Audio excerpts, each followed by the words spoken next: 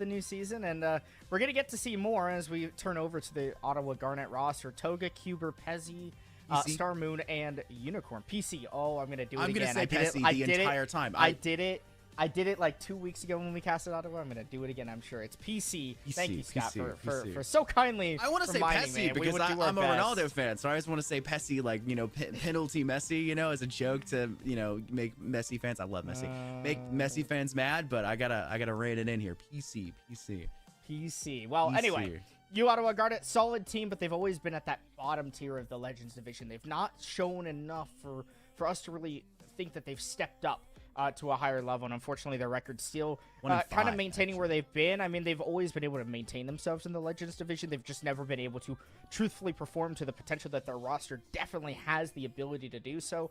No David in the lineup tonight. That also might make this side a little bit weaker. But on the other side, you've got Fisher, a really solid team, very stout. They've added gunners this season. They've changed up their roster a fair little bit, but you've got Beezer, Bomb, Maple, Scoob, and Tekwo. And back when I was playing just last semester, I remember getting absolutely manhandled by Bomb in most of my lobbies, where he dropped like 23 kills just out of left field. So be sure to look for that, because that will probably happen on numerous occasions. Scoob, also a very fantastic player, but honestly, you can pick anybody out of this Fisher roster, and someone's going to be shooting in this match tonight for this team. I think the crazy part is y'all weren't even playing R6 when Bomb was taking you down to the lobby. That was Battle Bit. That was this is a completely different game. He was tearing you up in anything. He was stalking you actually for weeks, finding whatever game you were playing at that moment just to outdo you. Just to outdo you. Every time you got outfragged in a video game for a solid month, it was Bomb just making sure that his presence was known in the lobby, opposite of you. Just know that it's there in your walls, actually. So just be aware of that one. Coming up for our map ban, this is already something that I'm not looking forward to as a colorblind individual. The oh so colorful map of Labs being the first one, and this will actually be the first time I'll ever cast this map. Unfortunate for me, I've been lucky enough to have been scraping by it, never having seen it up to this point. Gotta be ruined by this now. It was Clubhouse, Constant, Skyscraper, and Bank being banned off in that order, followed now by Labs being selected for the first. Chalet, at least we get my favorite map right after the one I literally know nothing about because I can't see anything on the map, followed by Cafe and Border Band, leaving Oregon up as our decider. Well, I'll tell you what, Scott. You handle like everything? Like every broadcast ever, I will carry when it comes to callouts and just the map and just everything else. And you can yap for the next couple hours. That's exactly what I'm really good at. That's what you're here to do. And, you know, the better hairline. Right, that's like what we're here for. Did you have like a Lego man haircut? Like you could just stick the piece up. Yeah, and that's fine. Yeah, they don't make Lego man hairstyles for receding hairlines, so you know, they doesn't really. They don't. We were talking about that earlier, and it's somehow been brought back into conversation, which is absolute insanity. I don't know how we got on that. You gave me a slight dig. You even called me a Lego man. I'm throwing it back out there. No, this fish is not staying in the water. He's coming up for. I got what, banned on the second map in the first series, I believe, because I saw a message spring by in the production chat about Deimos ban, LOL or something along those lines. So maybe they just didn't want to see that come forward. I don't know, but I don't think the weapon's good enough. Like you said, I feel like the AK-7M is a little bit lacking, and you know, being forced into that secondary the entire time basically to be viable is a little bit weird right now, especially when nobody really understands the ADS time anymore. It's obviously been crippled a ton. Movement feels really weird because of that. LMGs are in a really, really good spot. It seems like, yes, they got a 10% movement speed penalty, but they are just much better. They're a lot like they were back in the, Finka LMG meta. Genuinely, I think LMGs are going to come back on the board, which is maybe a reason why we're seeing Ying be knocked off. Also, she's just good, but still. I feel like Ying's gun wasn't oppressive. Like, it not as much as Finka, that huge LMG bump, right? And in the nerf that happened to LMGs, I felt like that the Ying's, what was it, the type 95? Not type. Is it type 95? Type 95? I knew it was a type 80, 85. Yeah, top 89, maybe? I don't know. No, because that's Habana's gun. I don't know. Doesn't matter. No, hers the type 21. I don't know. Whatever it's called, the LMG that she runs was never super OP or super strong, and it didn't feel like she had a lot of recoil in previous seasons. But besides the point, Fenrir Solus off the board, so Deimos will be available. I guarantee you Fisher will probably run him, and I think that where he comes into play, because he is not a strong operator gadget-wise, but where he can be useful is outside of the map, elsewhere and beyond, where you're playing on a window repulse. Like, think about a map like Cafe, where you can ping someone inside a cocktail with a drone, right? And then you can Deimos ping him, and then you have a buck down below. You instantly bucking on him with as much information as you can provide as the Deimos, but also with other information like Capital Bolts and Grimbees and stuff like that, just forcing that player into one spot that they can sit. There are a lot of different ways that he can be played. As Scoob highlighting the blitz early on, There's no way they stick. I'm honestly not surprised. No, I think he does stick because Scoob is an absolutely disgusting shield player. And I think with the Monty being banned, I think he feels maybe a little bit of anger, a little bit of hatred at that. And he'll play the blitz. And he's a great, fantastic shield player. Obviously playing for the formerly known as Wanted Goons roster, which no longer exists after they just disbanded. But still, he's a really talented player, and I'm sure that blitz is going to be something that uOttawa are probably not ready for and might not have a plan in action of how to deal with it. The issue as well with blitz is the shield change came through in this update, right? And a lot of people are expecting this to kind of be one of those mixed bags where it's a little bit of a nerf, but there's still a lot of positives to go alongside it. It feels nothing like that. It feels like a straight nerf. Though Scoob is making quick work, having to take advantage of the fact you have that excessive speed boost, it feels like, being able to pull out the gun like the old days, being able to fire, and taking advantage of angles where your feet would not be visible whatsoever, like through this breach here in the wall next to the mirror window they just broke down. It's 2 kills for Scoob, and Nitrocell is tossed out, detonating no one. At the other end of it will fall to it, though Scoob does take a huge lick of damage in the process. They've got to avoid all possibilities of their feet being seen because you cannot hide behind that shield any further. If you crouch with that shield, Mason, your left leg still sticks out like a sore thumb all the way out from behind the shield. There is no way to hide away from it. And it still netted them positive engagements for Fisher as a swing in now here. Again, nets them a 2v1 in the final few moments of this round as it has barely been a minute and all of the action has already gone off. Yeah, Fisher looking at finish this first round before we even recognized that it started. Techwell getting that diffuser down. Unicorn working their way through Waterfall. They're not looking at their player at all. Hello? Who was in IT that just was not looking the right direction? They were looking through that breach. All? Where was the cover? Were they just lost? I have no idea. They were but looking anyway, through it. They saw each other.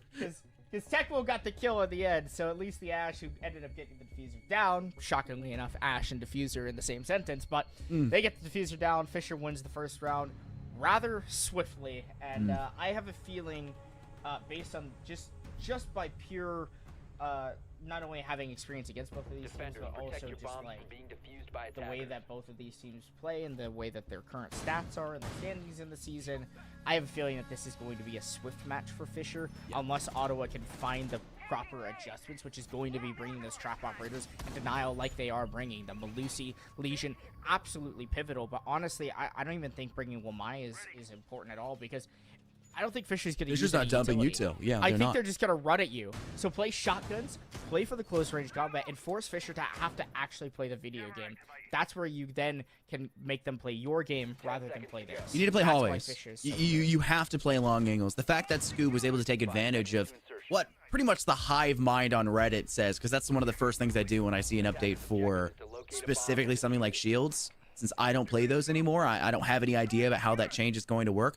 Everyone has unanimously agreed in the high mind, which is a crazy thing in the first place for R6 Reddit, that the shields, you have to play surprise. You have to swing corners for kills. You're so much faster being able to pull out the weapon and fire and fight back, but you have that weakness of those legs being even more prevalent. Scoob did a wonderful job in opening up, jumping through hall in that last round to get that first frag, and then using that hole next to the mirror window they broke to find their second as well, completely negating their entire weakness that they have in this kit. And they're going to look to do so here again, but a great shot by Unicorn takes the goo mind stuck Scoob off the board, and Fisher will be disallowed that first blood, and the second that came quickly afterwards they gained in the first round.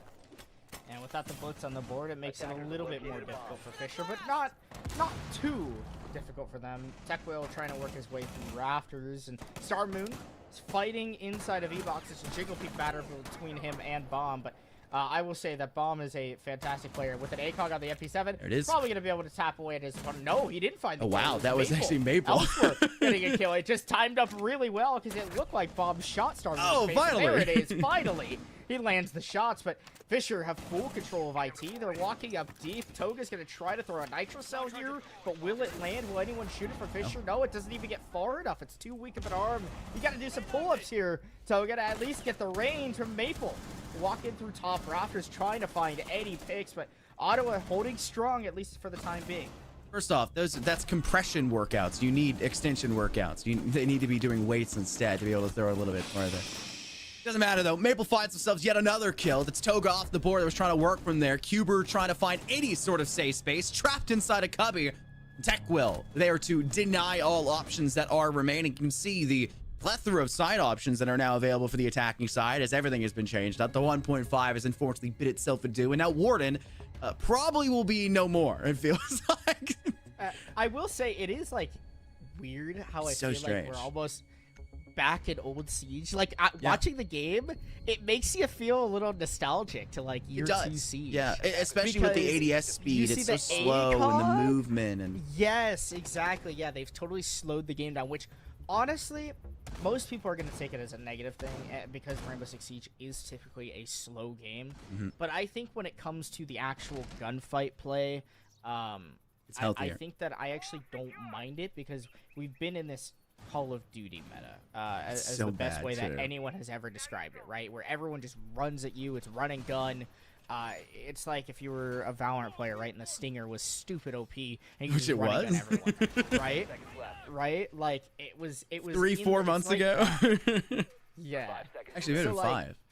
Yeah, a little before December. It's been little a little before while, December. But it's like that run and gun meta, right? Where or at least the equivalent to other games where it was like that. And moving back to the old style of Siege, I feel like the developers are trying to throw us back a little bit and maybe transition us into a new state of the game coming into year 10. So through year 9, it'll be interesting. I think your attachments matter more as well, right? Because it used to be you just pick Hollow B or Hollow A, whichever was so good.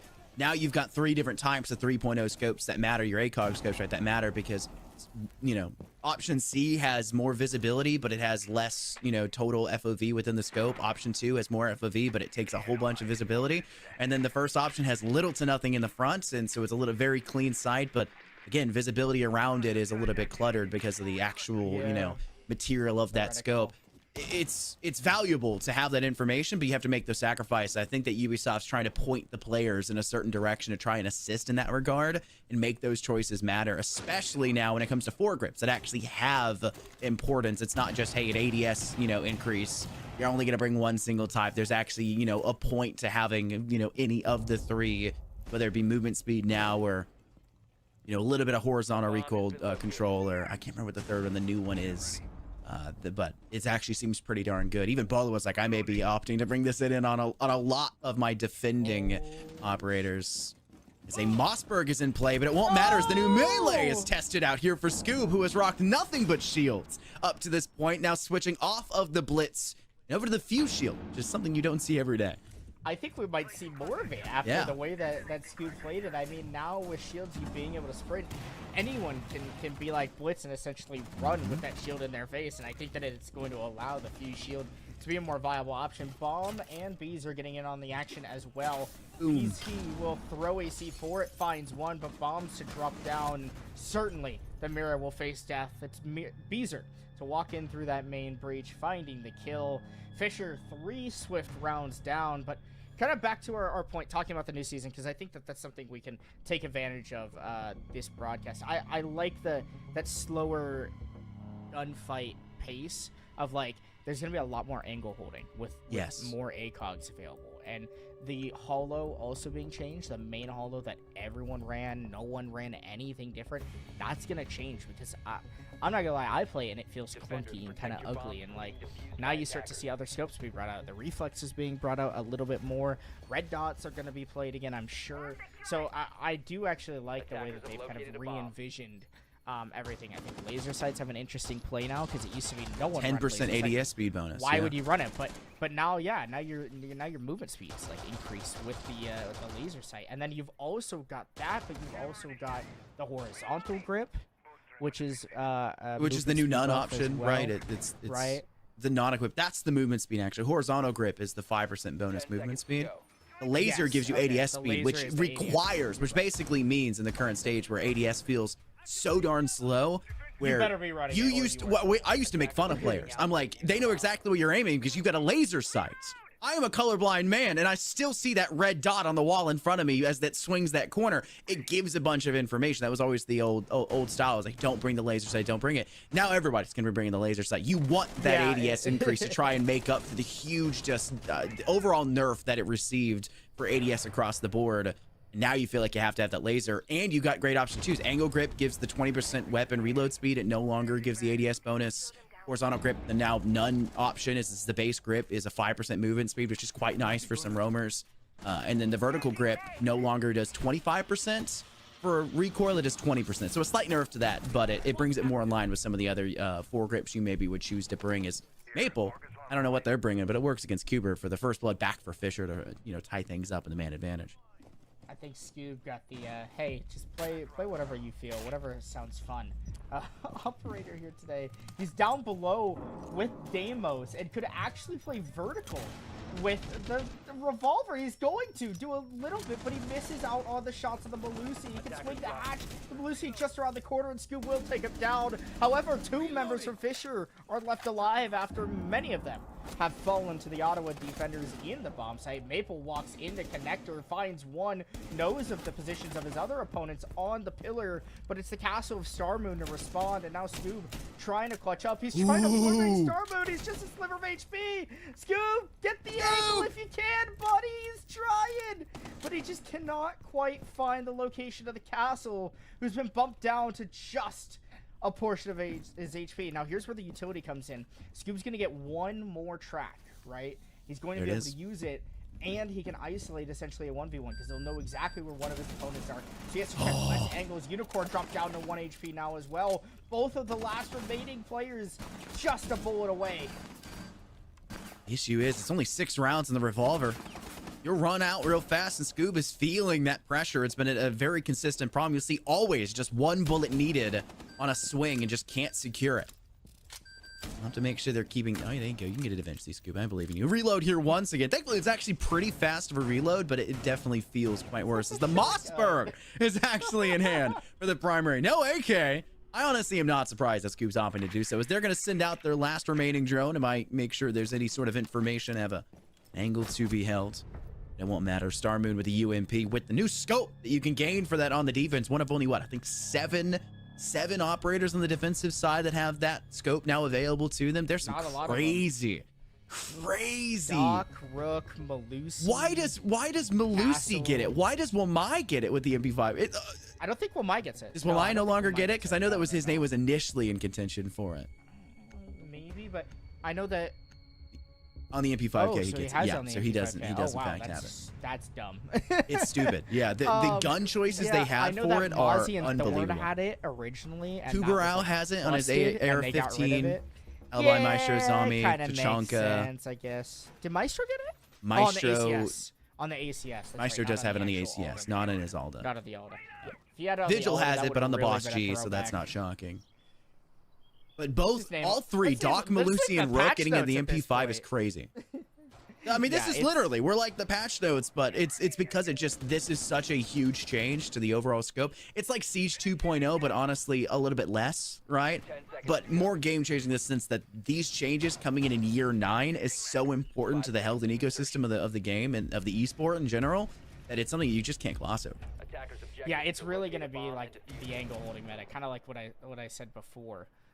Where I think that there's just gonna be it's gonna be so interesting, right? Like, I can't wait to see how the game kind of transpires, because with it being the first day, everyone's kind of playing the season like it's the old season still. Yeah. And you can't fully do that to that extent, because we're not in the 1.5 meta anymore, where it essentially attributed to the run and gun style, and we're almost back.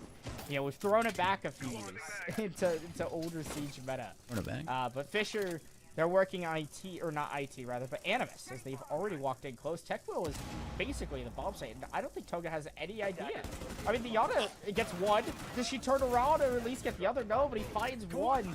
Beezer, though, taken down by Cubers. A solid defensive effort here by Ottawa. And it feels like Fisher getting a little bit lazy. 3 members try to float on through. None of them live, and they only get 1 kill for their grace. It feels like the last 2 rounds have really led to them just funneling for almost no reason, it feels like. It just is a little bit one-dimensional, it seems. You do have your 2 Brav Cuber kind of being caught off guard here, being tracked by that drone. That animation is so weird. It doesn't feel like R6, but, you know, it's there. And it allows for Bomb able to get that kill to clean up from the player of Scoop. And keep in mind, I don't believe Bomb actually sees the pings that come forward from the utility here. It doesn't do it. Like, it's just Scoop that sees that. And so they still have to be able to relay that information correctly, which is where it becomes even more important in a competitive environment, an esports environment, to make sure you have clear comms and concise communication between your roster. As Scoop will send out yet another one. Keep in mind, there's still 1 more Deimos drone that can come in after this, which is just going to whittle down the player count of Ottawa if they can successfully get the 1 kill at the end of each of these. But Scoop is just struggling. There it is. There it is. Finally closed and secured. And you now can isolate a 1v1 here, because PC, you know, is nearby for the player of Bomb, and Scoop can just pop their drone here in the next... Well, now, as it's going to be used the second it's available, and they'll isolate another one. This one's going to be Toga just having to run away, praying a Nitro Cell can take him down. It's done! You got your 1v1, and now it's over! That is such a disgusting piece of utility if you have a verticality map that's so darn prevalent, like seemingly this basement and first sight have been for Fisher here on this map of Labs. I actually don't even know, like, the counters to the Deimos drone. I think Mute might counter it, but you'd have to stand like in the radius. Yeah, you'd have to be in the jammer, radius. But, like, yeah, it's insane how strong that scan is, because I didn't really think about the I guess it feels like old line where you can scan someone from anywhere on the map without them moving, right? All you had to do was red ping them, which, I mean, what do you just play? Do you just play Vigil and hope you don't get red pinged and go hide in the corner, or how do you counter that? Other than a mute Vigil? Vigil is my guess. Like Mute. Like that's literally. Didn't Caviera also counter? Or does Scoop that is playing get rid of that? so smart with it. I don't know. I think Cav Scoop was is playing initially super meant to. smart, and going down below, and on a map like Nighthaven Labs, which you can literally break everything, verticality wise, on any site pretty much, whether it's from below or above. If you get tracked, you better just be running.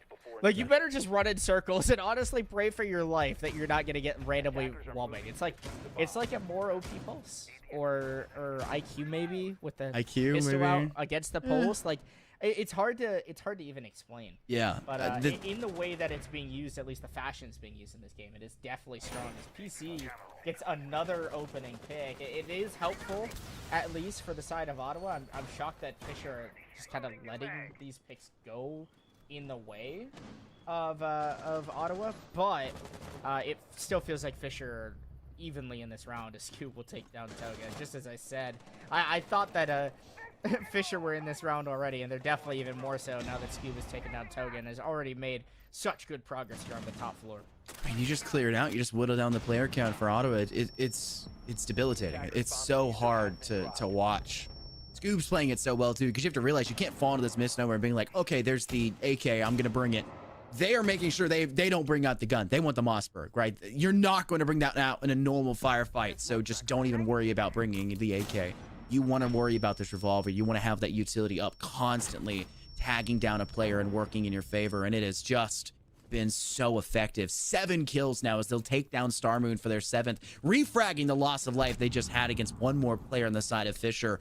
It is just a hard-pressed space for Ottawa to find safety on this map defensively, and PC and Unicorn still have their work cut out for them as, You're down to the last pip. It's fine. You maybe don't have to worry about it as much, but you still got to survive this final one in the first place. And that's proving to be quite difficult as you can get the very limited bits of information from below. But it doesn't stop the fact that they will see you. They will both hunt you down. And now it'll be a 2v1 in the final few moments as Cuber says, this op is so fun. Yeah, I bet it is. As Maple gets the 1v1 they were asking for despite being stunned moments prior. Deimos on Labs. Yeah, you gotta be kidding me. This is a must man on this map. Imagine if the other team was running like Lion and Deimos at the same time. So you get scanned and then you have to run, but then you're getting scanned for running. Like, you just no winning. It's kind of insane. I think that we might see a lot of Deimos Lion pairings. Scoop is calling out. Scoop saying you have a mute. Sit in the jammer. It is the counter. It's there. We have given you, or you've given yourself, Ubisoft. This is Ubisoft coping with it, by the way. So we've given you the utility to counter this, but they don't explain it very well. So you gotta like just deal with it. You gotta watch some random arbitrary YouTube breakdown video about counters and interactions. With it being like the new season, like no one knows what's going on. Yeah. So there is no countering anything because you're just lost. You're like, dude, what is happening? Who was that R6 YouTuber it's like getting onto that a new did map of ranked that like you've never seen before, and it's like, what do I reinforce? Where do I go? Like, what is this room called? It's the same thing, but with an operator of interactions. I know where to and go, utility ideas but how do I deal with this? Yeah. Because when Tubra was in the game, like I didn't know what to do with that guy when he got added in, because it was like so crazy. How do I fight back? Who was that YouTuber that did the breakdown videos, like of interactions and operator utility? Like it always does in the TTS, and they goes, here's a myth, you know whether it's not a good.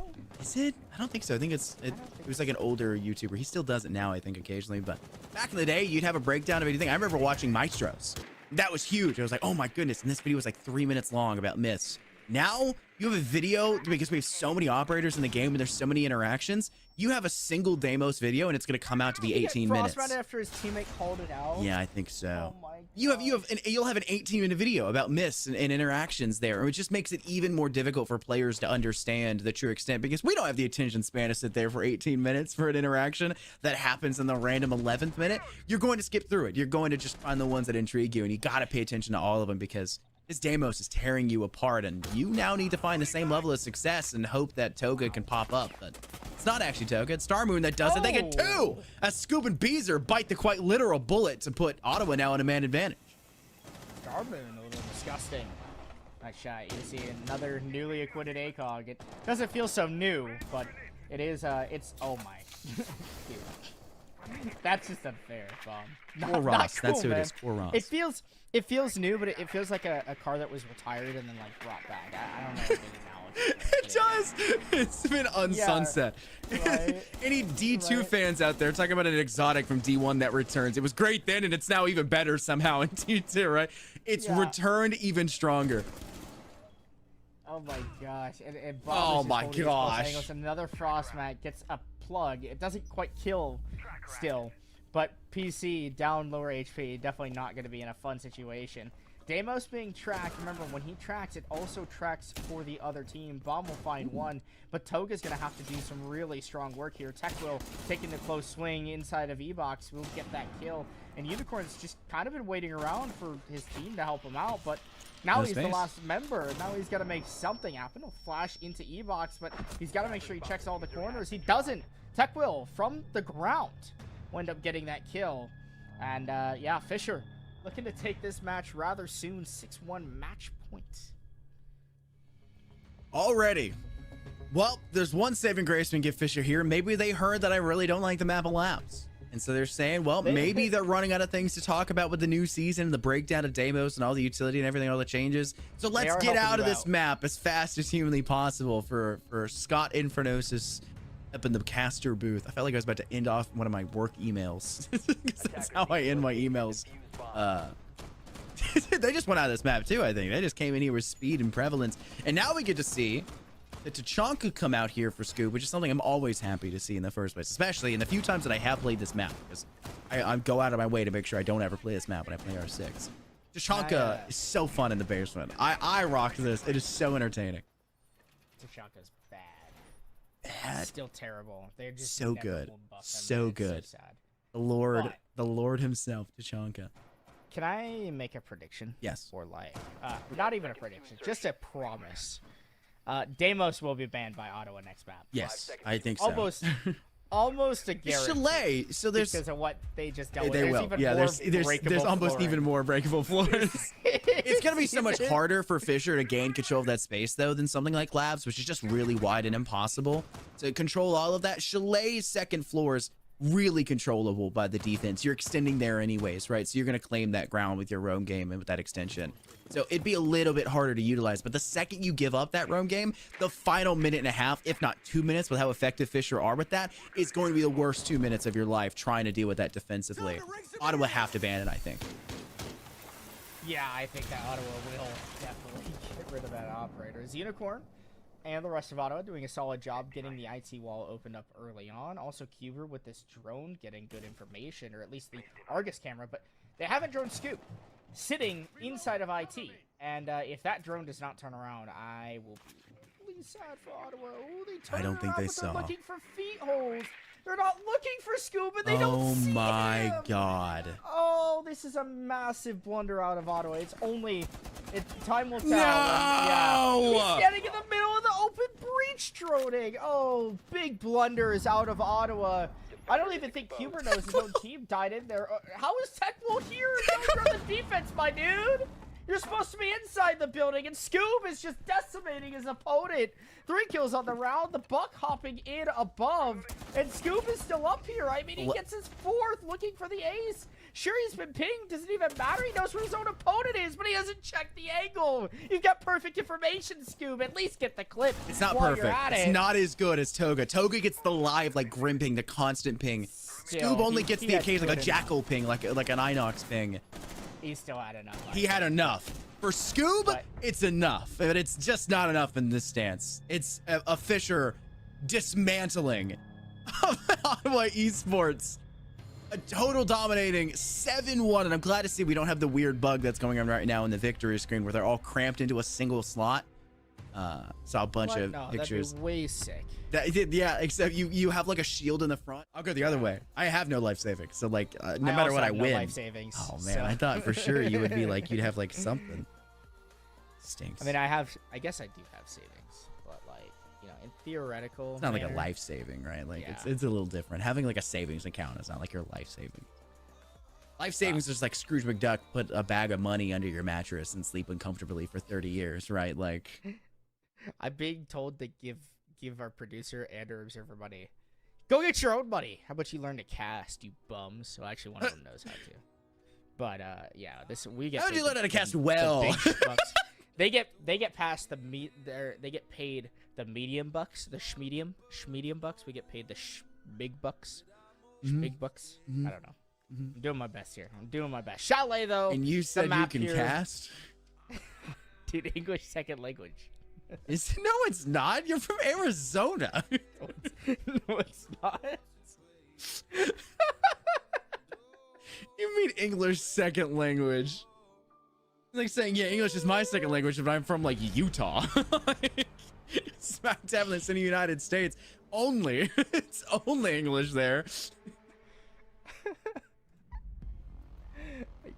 I can't. I'm laughing too hard. Watch Fisher Oh, ban well- Deimos actually, because they're on the No, defense first. No. Watch them ban it. No, It'd be the ultimate troll. No, this would be the ultimate troll from Fisher to ban it first. They heard he's from Birmingham, Alabama, and they're like, all right, goodbye.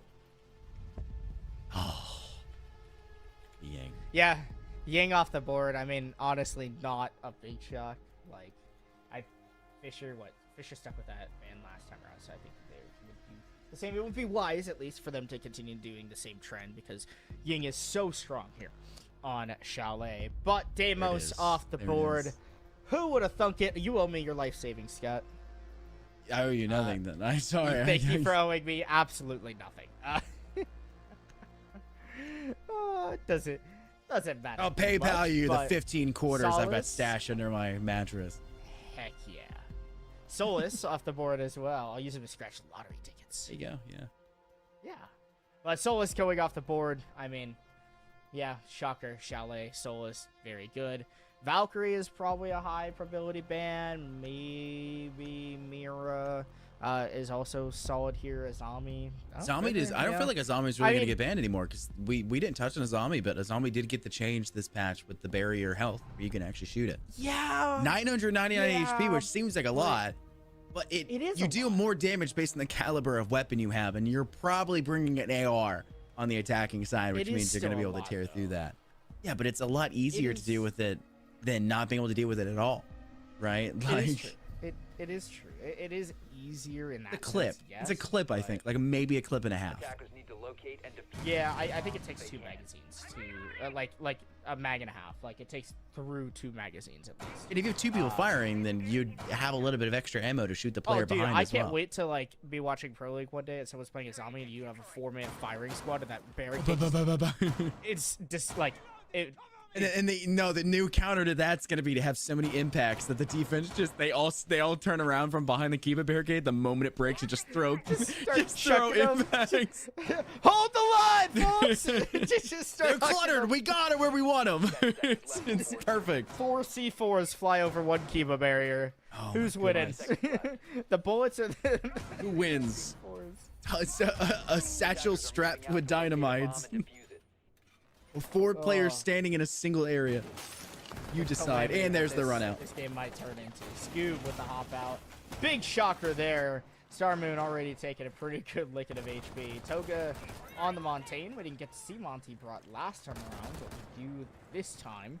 As, well, he was banned on Night Haven Labs, so it'll be interesting to see what play is made there. But also, I think Scoob may be playing the Monty a little bit. But Toga whipping out the revolver on the Monty? Interesting. If I can't play Deimos, this is my second best option. I think so. Long time no see, Mr. El Revolver. I don't know what revolver is in French. That's definitely not right. But Revolver. Les Revolver. Les Revolver. I don't know. I don't know what the revolver is in French, but it doesn't matter. It's deadly enough to find Scoob. And also Bomb, apparently. I don't know why they're just running at the Monty. I guess with the shield change, it is like somewhat viable to run the revolver since you can reload it from behind. But there's a hop out by TechWill. Cuber not able to get that shot off in time, and unfortunately the Monty will fall. So one of the members with a couple of kills here from Ottawa down, but at least Cuber has one for his name, and Star Moon and Unicorn can hopefully follow suit, taking down Beezer and Maple to give Ottawa their first round. But as I say that, Cuber goes down, so Star Moon and Unicorn will have to do so.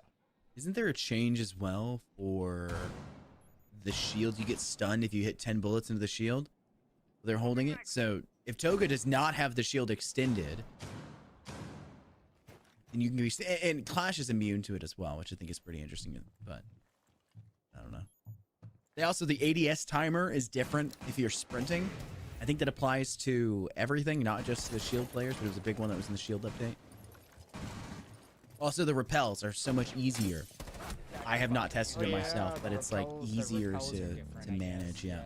Mabel gets the T5 SMG shot to the head of Unicorn and able to even take down Star Moon on top of it. They just go down under and pull out the super shorty that absolutely should have stayed on should have stayed on Mozzie, and I still swear by that to this day. I remember quoting, "Please Ubisoft, please fix." For the longest time after that got changed. Rest in peace, the super shorty on Mozzie. Rip.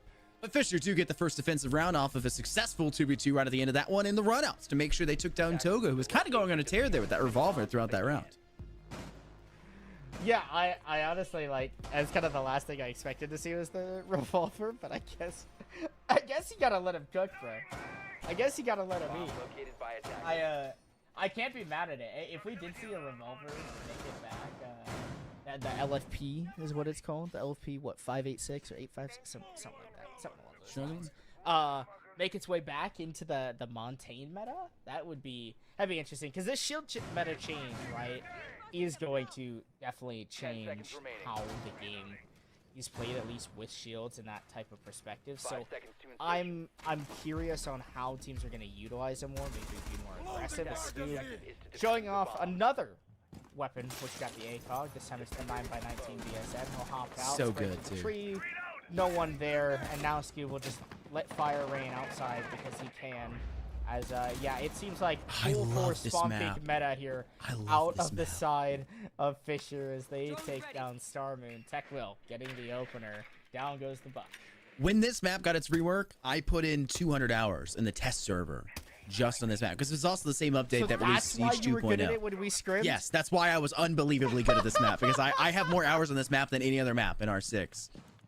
If you discluded this map of my hours total in R6, I probably have near the same just on this map as I did the entire rest of the game.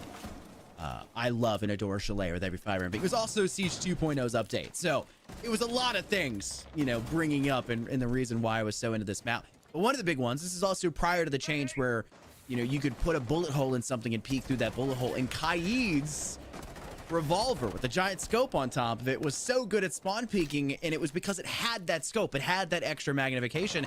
Now defenders just have that. It's just there. They get it on select operators, which means if you pick up something like a Goyer, you pick up any operator that has that extra magnification, which we're seeing Fisher opt to do so here and be effective with, you have just turned the spawning points on Chalet into a nightmare to have to come back from, as the magnification is nearly the same, if not just about the same on both sides. It evens the playing field, which just makes defenders even more powerful on this map. I would like for Tekwo to try to come back to bomb to get a heal, and sure enough, he does. Toga dies. 2 bombs elsewhere. Was it Cuber? Because Cuber was on the big window, so I don't know where the Montaigne was killed from, but Cuber trying to hold down from Trench, ends up getting swung by the west main stairs. Tekwo too greedy for the finish, ends up getting polished off, as Unicorn will make a mad dash. Beezer just sprints at him with the Mossberg shotgun. And yeah, solid round there out of Fisher yet again. Just really taking the fights to Ottawa. There's, unfortunately, this match is kind of one of those that it feels like everyone on Fisher is just more confident on the, than Ottawa, and I think that it's just going to continue into that spiral of let's run at them type of gameplay. But it is interesting how that let's run at them type of gameplay, it feels weaker, and it feels like Ottawa are able to get kills a little bit easier than in previous metas, where it felt like Fisher was a team like Fisher in this instance would be able to just run at their opponent and just kill everyone every single time, with like it being like a 4 versus 1 every round. And it's not quite that case. It feels like Ottawa are a little bit more competitive due to the fact that it is more of that angle hold kind of hard to sprint around meta. 10 seconds left before It's not a stun, by the way. It's a suppress. The point I was mentioning earlier about the shields, which is another thing. If you're having to punish players for sprinting in, and you're now creating this lifestyle choice for shield operators in the game to be able to rush forward and be able to use that speed, as every shield can now sprint with the shield up in front of them, you need to be able to punish that. So the big one was the ADS speed decrease on both sides. So that you have to manage how you swing these corners. The other one, and the other one's going to be just making sure that everything you do, you have to be smart about, and you can take shots into a shield even if it's not hitting them, and you can suppress them, which means they can't sprint, they can't pull out their weapon. They got to play a whole lot smarter. Toga though, you just extend the shield, and that's not a concern. I don't know why they're bringing the LFP though when they have a pistol that can fire so much more effectively, as the 9mm C1 gets the big boy scope, and Scoob's using that to find so many kills in this round. I seriously don't get why that gets that scope. It's unbelievable. Wow. Tekwo and Bomb cleaning house inside a library. The librarians putting the books back in order. And get a couple of nice picks. Yeah, that's okay. It's kind of bad because, like, I don't know, it was a flawless round, I guess. So it wasn't as cool to make an analogy, but that's okay. I'll be sad about it later. I'll put that one in the back pocket for the future. I think that'll be. I think that's what I'll do. But Fisher, really strong so far in this match. It feels like Ottawa are just dying to spawn picks, and I think that they know that they're going to get spawn picked, but they kind of can't do anything about it, because Fisher are pre-firing angles like trees and anything that moves, and anything that lives at all. And basically, Ottawa, before they even get their gun up, are already dead. It feels and it seems so far in this match. Which is unfortunate, to say the least. I think that's why Toga is bringing the Montaigne, simply to help him get out of spawn. because the rest of his team has struggled so far in this match because all of the opening picks have happened rather early on. But also, I will highlight that Fisher is going for the cycle. They're trying to defend every single bomb site here on Chalet, and should they win bar games here, it will be a completely flawless cycle for themselves, as they have defended Master, then Basement, then Dining, and now bar games. They're going for the flawless half. They just got a flawless round. I don't see why you can't be that aggressive. And now we're seeing Ottawa actually realize, hey, we have drones. We can drone out these spawn points. But that's why this is like an almost like 2-level way to debilitate an attacking team. You go for the spawn peaks, you can get a player kill, you're good. If you go for the spawn peaks and they drone it first, you clear that drone, and now Ottawa don't have a drone for the later stages of this round, where they're going to desperately need a drone to understand anything about how the defense is currently positioned on Fisher's side. So that being such a huge step for their game is honestly Fisher just outplaying them very early, as they see an interesting idea for Bomb to go through the drone hole inside over there towards Trophy. They get taken down, but PC overextends, and Toga can't help them because they're currently hiding behind their own shield at that point in time from the verticality that Fisher were employing just above that inside Solarium, getting and netting that even man count now down to the 4v4s. Maple still holding on to Mezzanine. Ottawa with no real great easy chance in through Library, as the mirror window giving them no information on top. What is there to do?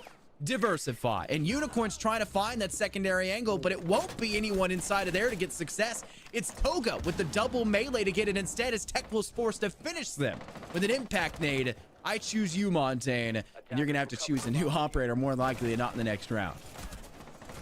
I wonder if Tech will be able to pick up the LFP and do as much damage as Toga has in this match. Beezer getting another pick on the board, this time on a Unicorn. They've got drones. I mean, Ottawa have drones in the building. They know where some of their opponents are playing, but they haven't even dealt with the lobby mezzanine Mira. And that's just such a big issue for them. It looks like Tech will a little bit overzealous there, but Maple takes down Star Moon. Lower to very low HP, so the round is winnable here. But Maple, with the pistol out, feeling confident. Oh. Ooh, going for the tap. He's got live pings and information. Beezer will swing up the fireplace stairs and does not have to control any of the recoil. POV Ubisoft trailer. Walking, slow pivot with the camera. It feels like the many of the preseason like operator showcases where like at the majors and stuff. Yeah, they'll show the devs playing. Mm-hmm. That's a clip right there. You can throw Beezer in the dev build there. Ubisoft are so good at having either all of their trailers for any game they make, always having like this almost mechanical, but not like mechanical as we'd say like esports mechanical, where it's like you're like Shroud, everything's like a robot, you're just so precise with everything. No, total opposite. It's like every bit of aiming you do is like a slow drag over to that space. You fire, there's no recoil control.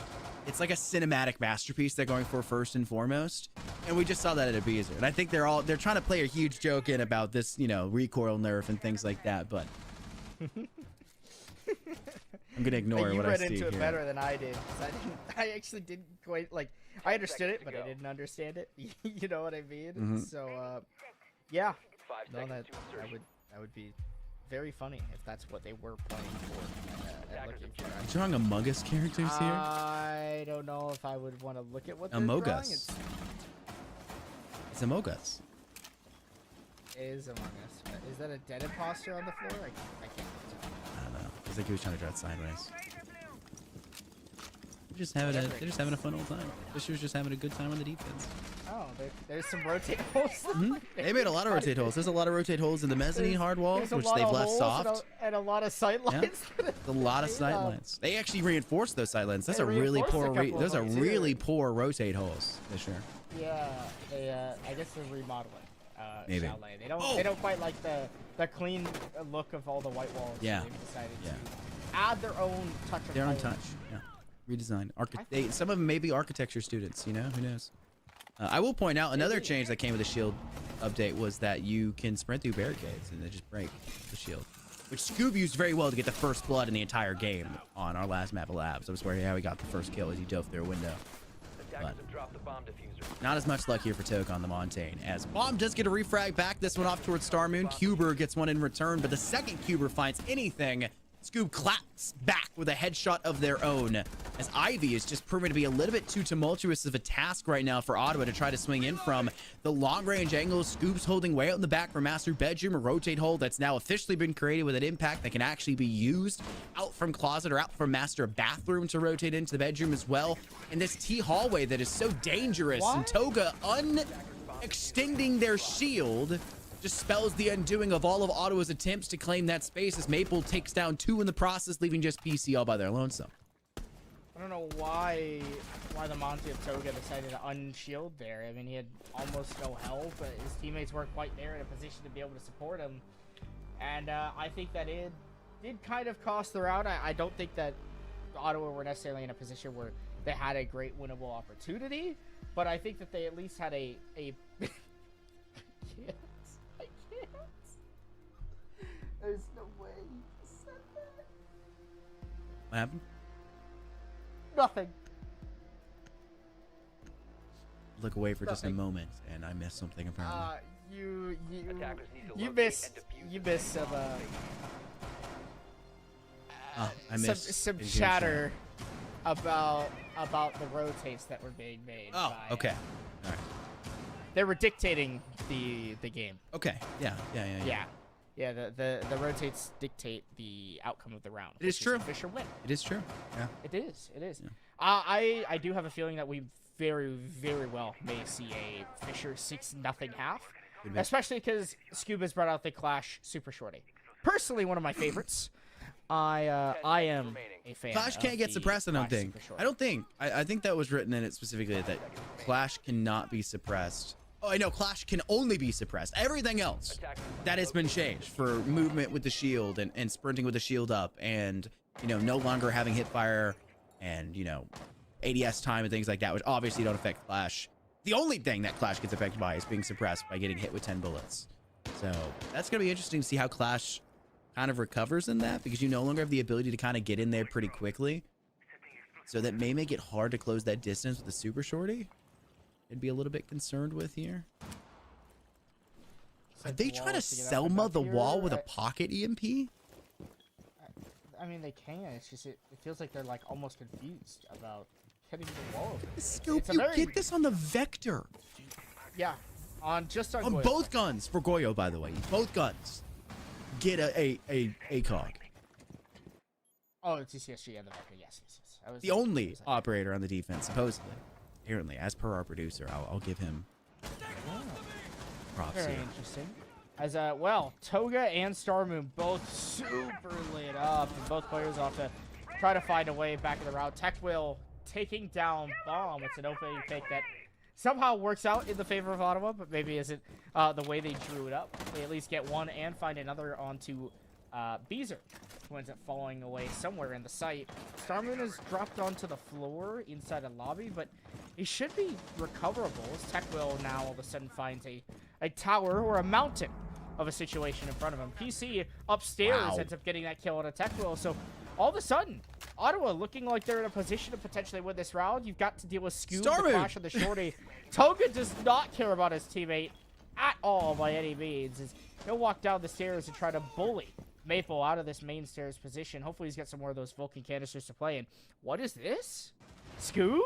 The Clash Super Shorty flank of a lifetime underway of top mezzanine.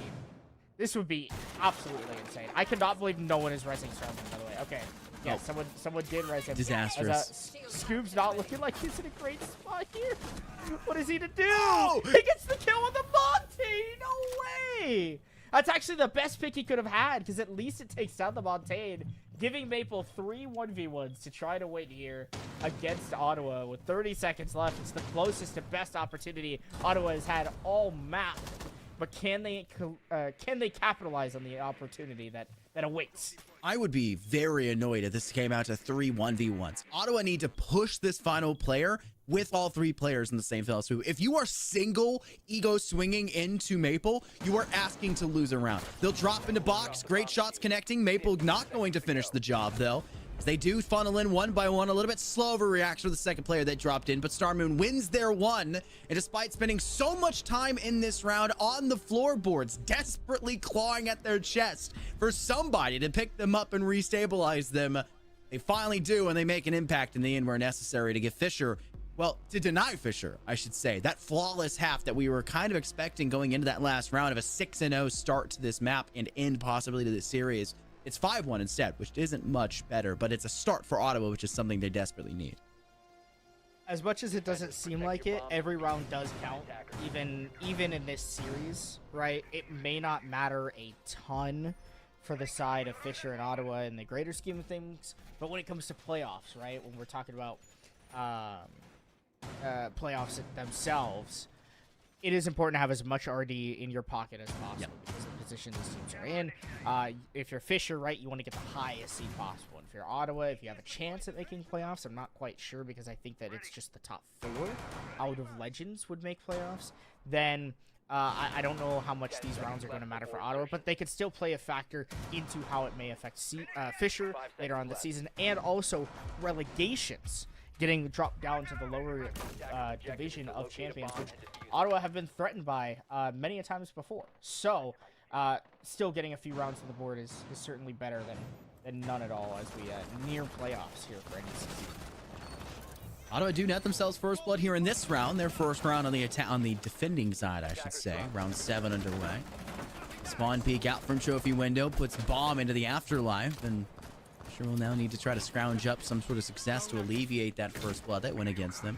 Scoob, you know you can sprint through that and actually just break it down in the first place, but I think they're aware a player not too far away around that corner could be a possible concern against them, as you can't put out that shield, extend the Montaigne shield as effectively as you necessarily would have liked. Tech will now joining bomb in the afterlife, says no more games. Fisher are now getting a little bit serious. They don't want to see a second round win for Ottawa whatsoever here in this map. Maple starts off in a great way to give themselves that chance back into this as Kuber goes down. No more Tubarao. Fisher have the best chance possible to try and extend for success. Scoob almost losing their life, should have lost their life as the Nitro Cell drops the shield away.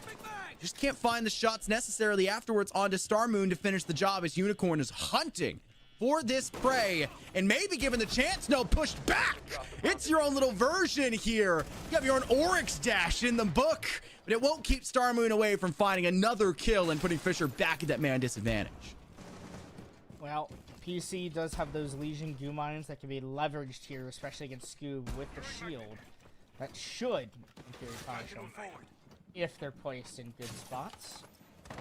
These are walking behind, obviously the captain here for Fisher, trying to make waves, but Toga takes down the Montaigne of Scoob, so it will be Beezer, last member alive on the piano, or on the bathroom window rather, trying to find the kill, hop in, at least get the Wamai, and it looked like that there was a run out orchestrated here by Ottawa, so I think Beezer might know where his opponents are. He'll walk up, he's got to fight 2 bodies. Toga and PC should easily be able to hold a crossfire. Beezer hops in, and now all of a sudden he gets to get the diffuser down and the calamity of the bullets, and I think he's going to be able to stick it. Ottawa have no clue the bomb's going down.